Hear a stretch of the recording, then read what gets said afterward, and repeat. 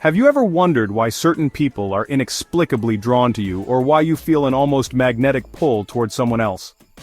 According to the renowned psychologist Carl Jung, love is far from random. Beneath the visible traits of charm, beauty, or charisma lies a much deeper psychological reality. Jung proposed that people fall in love for two profound and unconscious reasons, both rooted in the architecture of the human psyche. We tend to view love as a spontaneous spark, an enchanting accident.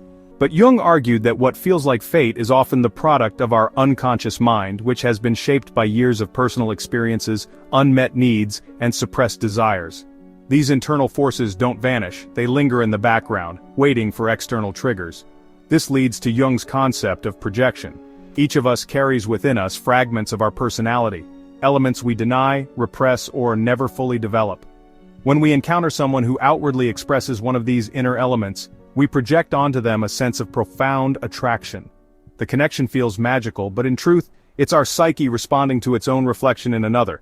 For instance, a reserved individual might be drawn to someone spontaneous and emotionally expressive. What they're experiencing is not just admiration, it's a resonance. That other person embodies a dormant quality within them, something the unconscious mind longs to reclaim. Reason 1. You represent what they lack. The first major reason someone may fall in love with you is because you represent a missing part of them. This is not simply about opposites attracting. It's about your traits serving as a symbolic key to a part of themselves they have not yet developed.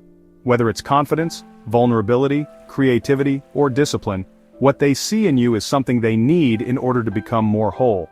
However, this admiration can quickly turn into emotional dependency if the person is unaware of what's truly happening. Instead of realizing they can nurture this quality within themselves, they cling to you as the source. This often leads to unrealistic idealization. And when the image they've projected onto you inevitably clashes with your real, flawed self, the illusion breaks, and so does the relationship. The anima and animus, archetypes of the soul. Jung went deeper with the concepts of anima and animus, which are archetypal images of the opposite gender that live within every psyche.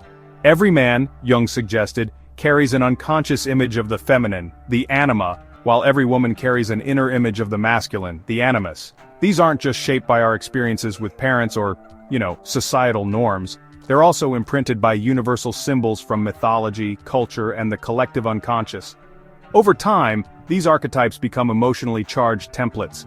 When someone matches this inner image, even if only symbolically, the attraction can feel immediate, intense, and faded. This is the second profound reason why someone might fall in love with you. Reason 2, you awaken a powerful inner image.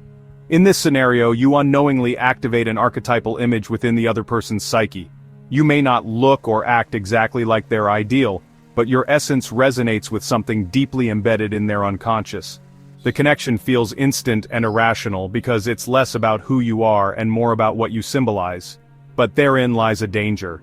The person doesn't fall in love with the real you, they fall in love with a psychological fantasy projected onto you, and when your human imperfections show up, the illusion begins to crumble. What once felt sacred may start to feel disappointing, conflicts surface, the divine ideal gives way to messy reality. Despite the turmoil projection can bring, Jung did not view it as a mistake. In fact, he believed it was a vital step in personal evolution. Every person we fall in love with acts as a mirror, showing us something about ourselves that we need to recognize, heal, or develop. Some reflect our hidden strengths, others our fears, but all serve a psychological purpose to further our individuation, or journey toward becoming a whole, integrated self. When someone falls in love with you, they often perceive magic in your presence. But that magic lies not just in you, it lives in what you awaken inside them.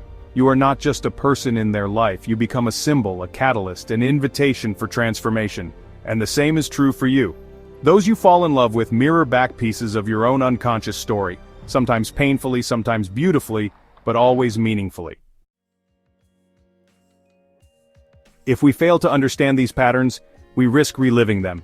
We may keep attracting the same types, repeating the same heartbreaks, chasing the same illusions. The solution, Jung believed, is awareness. When you understand your inner projections, archetypes, and emotional blueprints, you stop looking for others to complete you.